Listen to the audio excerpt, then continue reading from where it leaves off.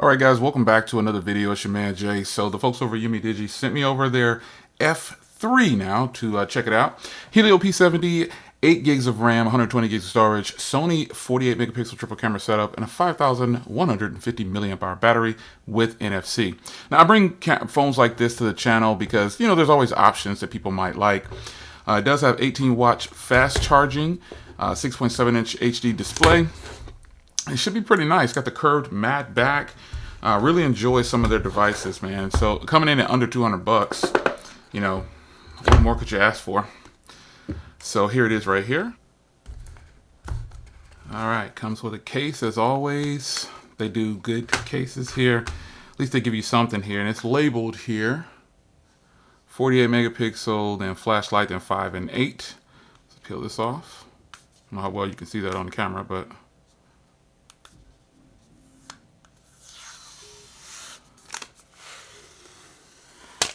exposing that beautiful back cover.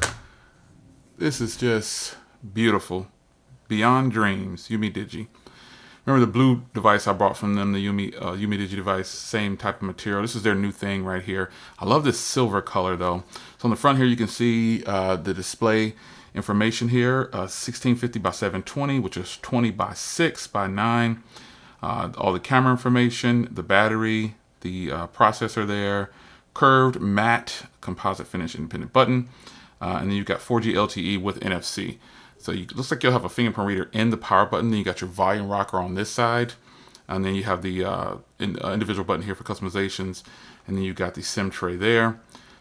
Type C, microphone speaker out, and headphone on top with the microphone there. So peel this off. Comes with a screen protector. Very nice.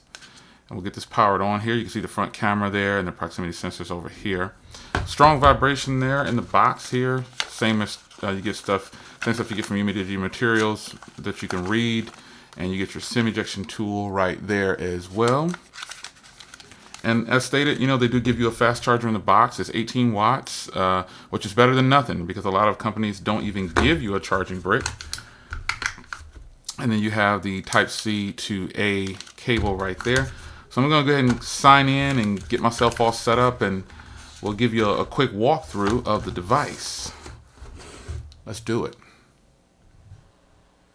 Okay, so fresh out of the box, this is the way it's going to look for you. Right here, I haven't done anything to it. I just powered it on, signed in to my Gmail, and that's it. So this is where it's going to look to you coming out of the box. So one thing I always check with devices is can you do 5 across? I personally do not like 4 across. So the way you'll be able to know if you can do it is you can come into the screen right here, and apparently right now, not an option. So 4 across it is. See if we can remove this. Nope. But you can remove this more than likely. Yep. Get that out of here. And then you go over to this page right here. So let's go ahead and go into settings here. And this is what you're greeted with. Now, the first thing I want to do is I want to change the display to night dark mode if I can. Right there. There we go. All right. So now we got some dark mode going on. Probably looks a little bit better and pleasing to your eyes and mine. So I'm going to come down here and I'm going to just crank the brightness all the way up for what it can do. And in this screen, you probably can't tell very well, but you can see how bright and vivid it is here. So basic things here, Wi-Fi, you got your NFC down here. It does have NFC. Let me go back and see if I can, here we go. Connections right here. There's NFC inside of here. You got Android Beam. You can unlock with your Chromebook and everything. You can link it to it. You got Android Auto. I can't wait for that big update to Android Auto to come. I think that's going to be really cool. So your network connections and everything is basically the same on most Android devices. You got your applications here and installation. I don't have anything on here yet, so nothing there. And then you have that smart key, which is this key on this side. It can be independent to do whatever you want it to do for your device. So right now by default, as you can see, it's set to a single click to start recording. And that's going to be voice. And then you've got a double click for a screenshot. And then you've got open SOS with a long press. We definitely want to change that one. We don't want anything for SOS. Let's go long press. This should always be flashlight to me. Double press for screenshot. That's cool. And then you have start recording with a single press. I don't want that. You can do applications here. So we'll do single press for YouTube. How about that? And you can see you can put any app that's on the phone, you can put it in that section there. You could even do files, news, radio. Radio will be pretty cool too as well, and camera. So that's that quick setting button, which I think is really cool. I'm glad that they incorporate that on some devices nowadays. So then you have your smart assistant, you got your navigation bar, which I'm obviously going to change here and turn on let me see if I can change to gestures here. Here we go, right here. Oh, nope, up here. There we go. This is what we want here. I remember, you guys remember when I didn't like gestures? I hated gestures, man, when they first started doing it. And I kept turning the navigation buttons on, but I'm glad I got used to it. And so the gestures are basic Android gestures, nothing you've never seen before. You got your battery there. So I wonder if I can put the battery percentage on the outside of the, wow, that is horrible. That is that horrible sound for the notifications. Let's go here. Vibration. All right. But let me see here. This is something I don't like. The battery drain notifications, they get horrible after a while. I mean, it just starts, you could be using the radio, or you can be using Pandora or something, or YouTube, and it'll definitely warn you that you're using it too long or something like that. So I'll find out how I can do the battery percentage outside of the battery. I don't like it inside the battery because honestly, folks, you can't see that. I know the 96% is here, but I cannot see that 96% up inside the battery. So let's see here. You got your sound and vibration and wallpapers here. Let's check. Oh, you do have the display vision there, mirror vision that they always offer here. You got night mode automatically, adaptive brightness. That's pretty cool. Could turn that on. Now we'll go down to wallpaper in a second here, but screen default size. Normally, if you shrink it down, you can get more on the screen, like when you're doing it this way, but a lot of times it just won't let you do it. It's just not an option. Before I get going back to where I was at, this is where you can change your home style. You got the default here like this. So then this is where you should be able to swipe up, is what I was thinking. Yep, that's correct. So now let's go ahead and go back into settings. And so with the display, we'll take a look at the wallpapers. There's many ways to get to the wallpapers. I'm just coming this way. But these are the wallpapers that they offer here. You Are a Star. You guys remember that one from a long time ago? They probably don't have too many wallpapers on here. I like that one right there a lot. Yeah, they don't have too many wallpapers, but most of us end up setting our own wallpaper anyway.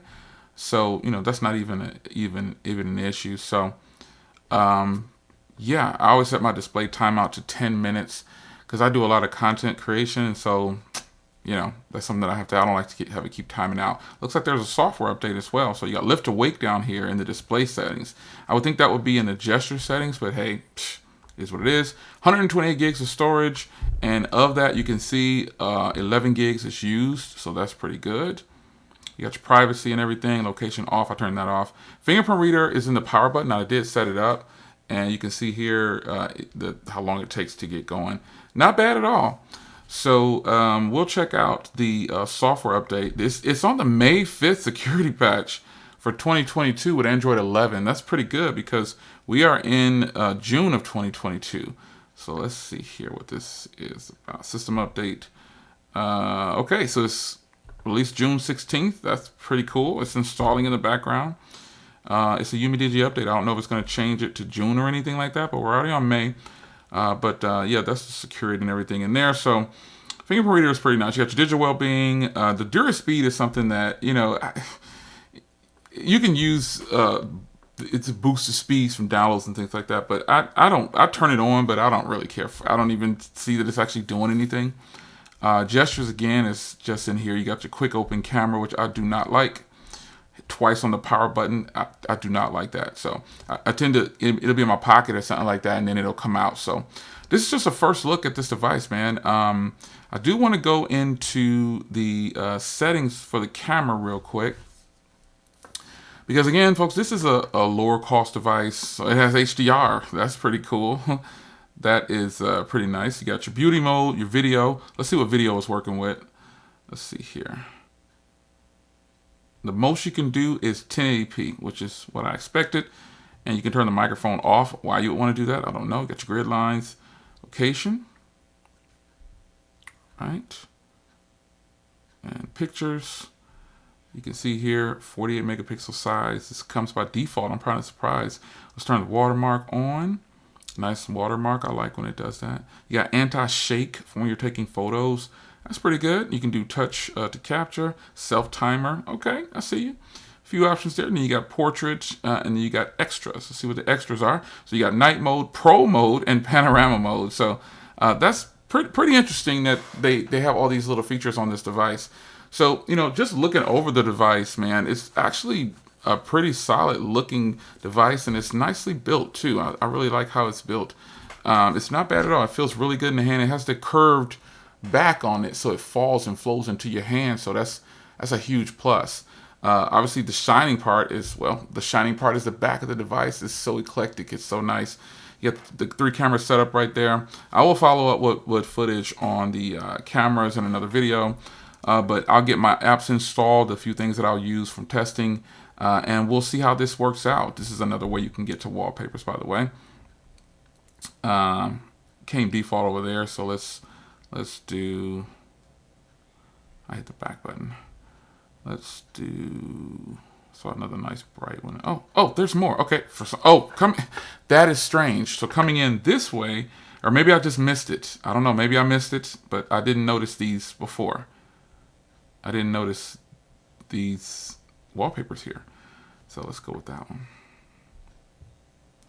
But yeah, I'll get my information. I'll get my apps downloaded. This is running the P70, so it should be pretty snappy, man. I think it's really nice that they include a case and a charger in the box. Something that just doesn't happen nowadays with phones, sadly. So this is the Umidigi F3. It's your man Jay. Hope you enjoyed the first impressions and kind of a detailed walkthrough of the settings and overlook at the hardware. But there it is. I'll see you in the next video. Stay tuned for more.